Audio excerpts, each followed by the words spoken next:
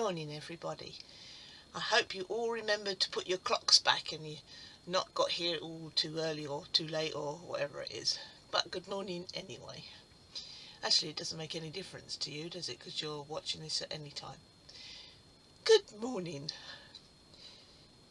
We start this morning with a question. It's not an open question, it's a closed one, so you only have to think yes or no.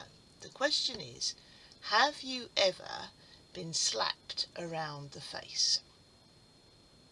I have, twice. And I confess I did slap my daughter, can't remember which one, round the face once. But, you know, we were having an argument and her face was right here in front of my face and she was kind of asking for it. I did say sorry afterwards, but I'm not sure she's forgiven me yet. I'm going to start with the second time I was slapped. The second time I was slapped, it really hurt. My ears were singing, I was seeing stars, I had to steady myself because I was reeling. And I can name the person who did it to me. Are you ready? His name was Gavin Rouse. Don't know if you know him. I think he's a member of Rotary now. But he was in a play with me and he had to slap me round the face. And to confess, really, I didn't pull back far enough and he leaned in a bit too far, so I really got clobbered. The first time, however, when I was slapped around the face, I was at college, teacher training college. And I hadn't been a Christian for that long, really, but the president of the Christian Union called me over to her and she slapped me round the face. I thought, right, okay, there must be some reason for this.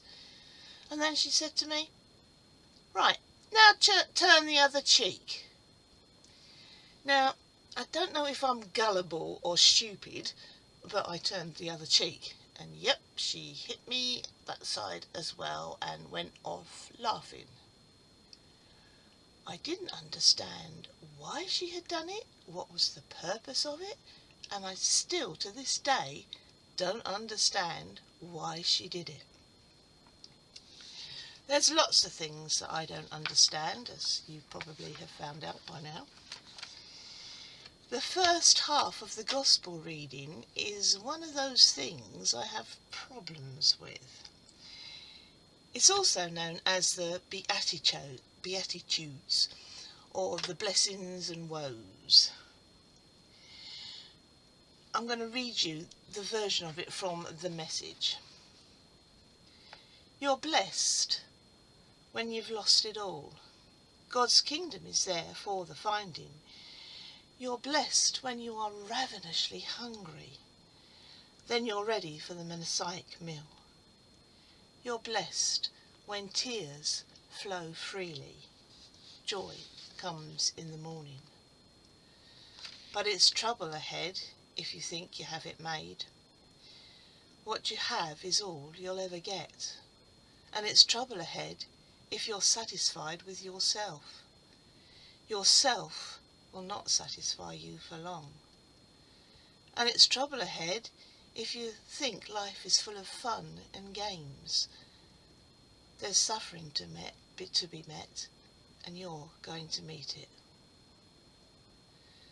And to sum up what is being said in this passage is, do good to those who hate you. Bless those who curse you. Pray for those who ill-treat you. Allow someone to slap you twice. Give your shirt to those who take your coat. When someone asks something from you, don't expect or even ask to get it back.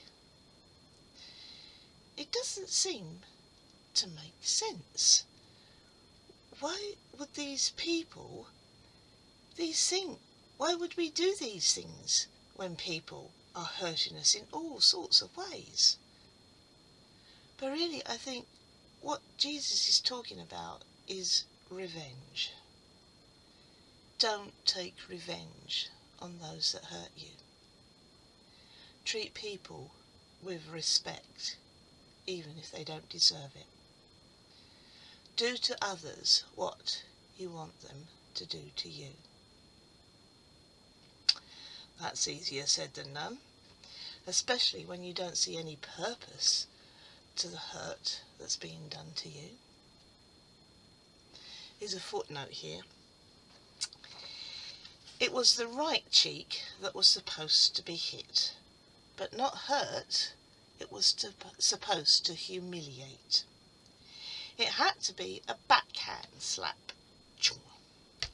because it couldn't be admonished with the left hand, and it couldn't get the right cheek unless you used the left hand or you used a backhand.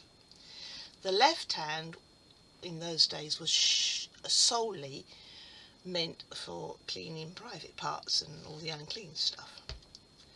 So a backhand slap was the normal way of admonishing inferiors. Masters backhanded slaves, wives, husbands, parents, children, men, women, Romans, Jews. Why then does Jesus counsel these already humiliated people to turn the other cheek? Because this action robs the oppressor of the power to humiliate them. The person who turns the other cheek is saying, in effect, try again. Your first blow failed to achieve its intended effect. I deny you the power to humiliate me. I am a human being just like you. Your status, gender, race, age, wealth does not alter that. You cannot demean me. So how do we cope with the trouble that's ahead? The Ephesians reading might help us out here. It starts in verse 11. In him we are chosen, having been predestined according to the plan of him who works out everything in conformity with the purpose of his will. Well, it's good that we've been chosen, not that I would choose trouble, but God has a plan and God has a purpose. We may not know it or understand it, but we have faith in him. In our recent Bible study, God on Mute, a man gives his testimony, and he says that he prays every day, God, I don't understand you, but I love you. Every day he prays that. And we have hope. Part of verse 13 says, when you believed, you were marked in him with a seal, the promised Holy Spirit. A seal, or some versions say a stamp. A stamp or seal of ownership. When we own something, we often put our mark on it, like farmers put marks on their cattle or sheep so that they know that they belong to them. We also have stamps of approval. When I was teaching at school, you would give a child a stamp for saying, well done, that was really good, really pleased with that work. A stamp of quality. And I did check this yesterday, some eggs still have that little lion stamped on them. A stamp of authority. This is often on legal documents, and sometimes it's not just a stamp, it is an actual wax seal. I think I was supposed to get a seal on my licence, but because Bishop Stephen was no longer with us and Bishop Peter from Barking couldn't give us this seal, our licences didn't get one. But I have got one on my Pergamano seal of authority, saying that I can teach that subject. And also the stamp of admittance. A couple of weeks ago I went to Alexandra Palace for the Knitting and Stitching show, and if you came out, your hands were stamped to show that you could come back in. You are admitted back in without having to pay. So what stamp does God have on you? Are you in his ownership? Does God approve of what you are doing? Are you a person of quality, giving your best? Do you know God's authority in your life? And do you have that assurance that you will be admitted into his kingdom? You can only know these answers by the seal of his Holy Spirit in your life. And we all need help. Paul in Ephesians goes on to say he is praying for them, praying for the Ephesians. Isn't that good to know that God has people praying for you? It's such a comfort and a reassurance that when we need prayer, people will pray.